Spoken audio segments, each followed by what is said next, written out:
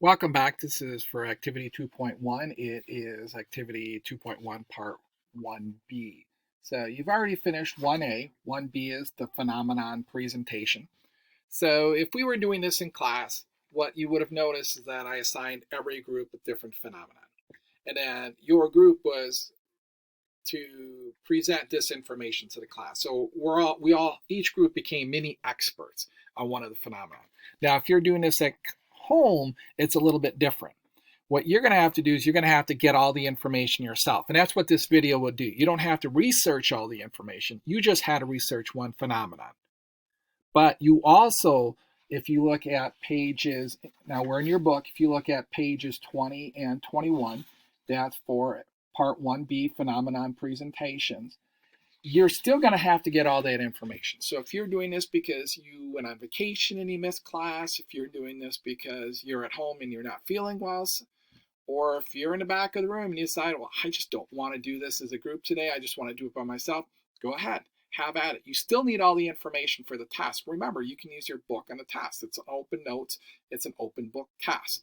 So what we're going to do today for this is we're going to go through the information, and all you have to do is pause the video, copy stuff down. Again, I would listen to what I have to say because I'm going to explain what it all means. So it's different than if you just write it all down and you don't know what it means versus if you actually go ahead and listen and you understand what is being said.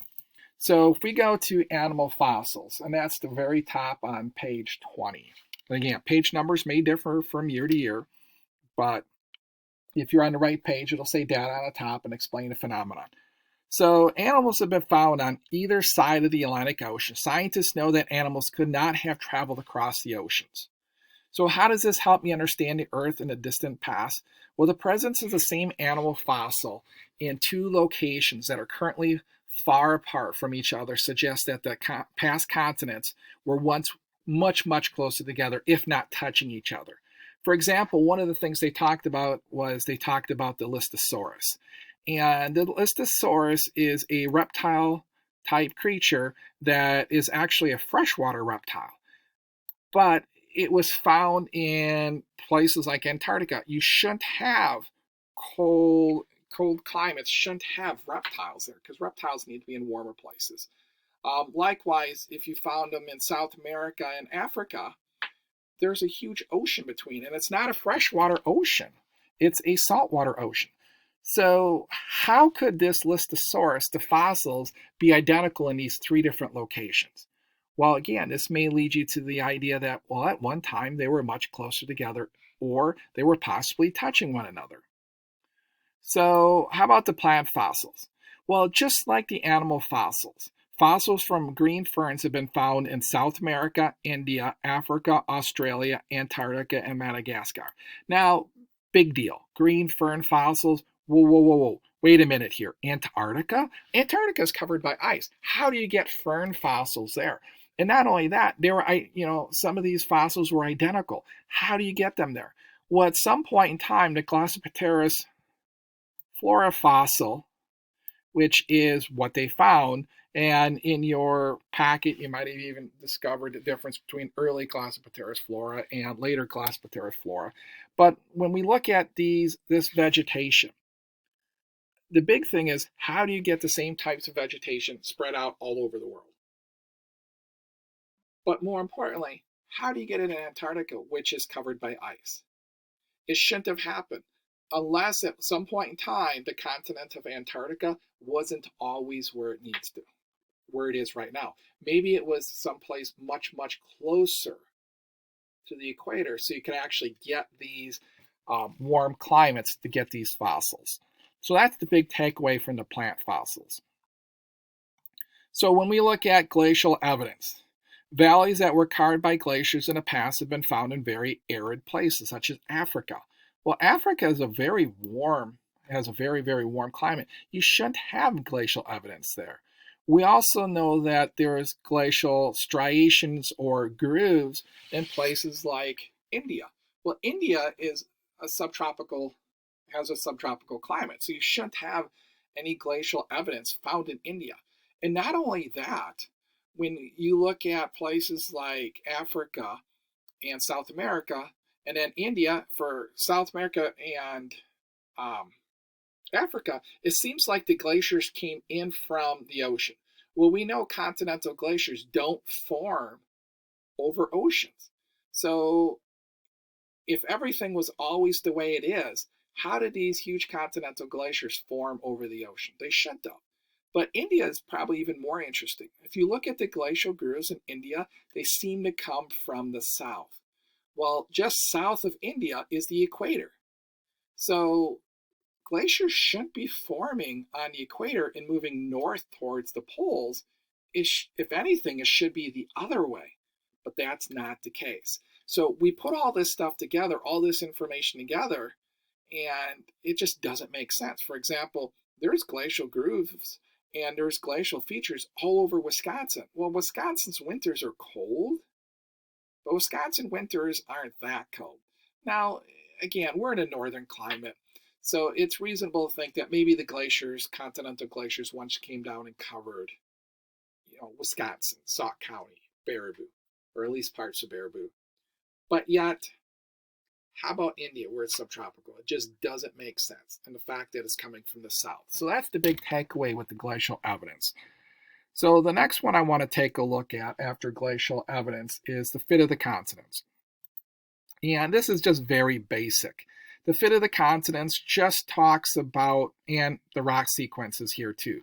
So the fit of the continents, just if you look at it like a puzzle, and if you've ever looked at the different continents and say, well, South America seems to fit into Africa, North America seems to fit into Europe pretty nicely, that's all they're talking about, is that it seems like the continents fit together like a puzzle. And, well, maybe they seem to fit together like a puzzle because once they were together. Now, rock sequences. This is very interesting.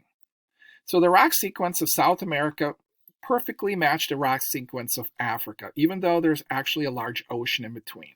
So if you can imagine, and use this analogy, imagine you make a huge sandwich and you cut the sandwich in half. Obviously, the two halves are going to match up if you put them next to each other. Now imagine if you cut that sandwich up and you put a huge ocean in between. And that's basically what we have with these rock sequences. That when we look at South America and we look at Africa, they seem to match up perfectly. But how can that be with this huge ocean in between? How could the rock sequences match up exactly the same, being so far apart? Well, the odds are it couldn't. So again, this is more evidence to suggest that, well, maybe South America and Africa were once together, like that sandwich was once together, and it was pulled apart. And now there's a lot of space in between. So go ahead, fill in, if you need to pause at any time, fill in a fit of the continents and the rock sequences. Again, remember, the better your information, the better it is for the test, because you can use all this information on the test. And then finally, climate changes in Antarctica. We know that coal has been found in Antarctica, and coal deposits have been discovered in Antarctica. Now, if you know anything about coal, coal comes from tropical plants. If you look in the United States, coal is being formed today in the Everglades of Florida, where it's a swamp. It's really warm there. But again, Antarctica, well, it's frozen. How are we going to get these tropical plants dying? And it takes like 20 feet of plant material to form just 1 foot of coal.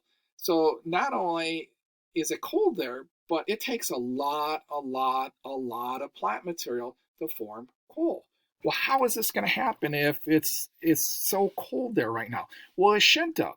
So again, it leads us to the idea that maybe Antarctica was once much closer, if not on the equator.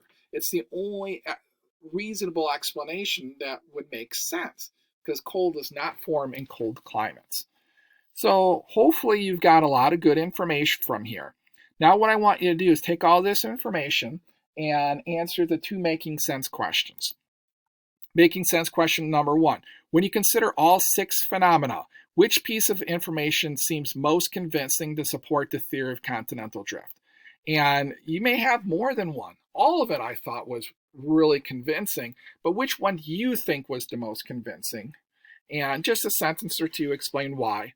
And what questions do you have about the theory of continental drift?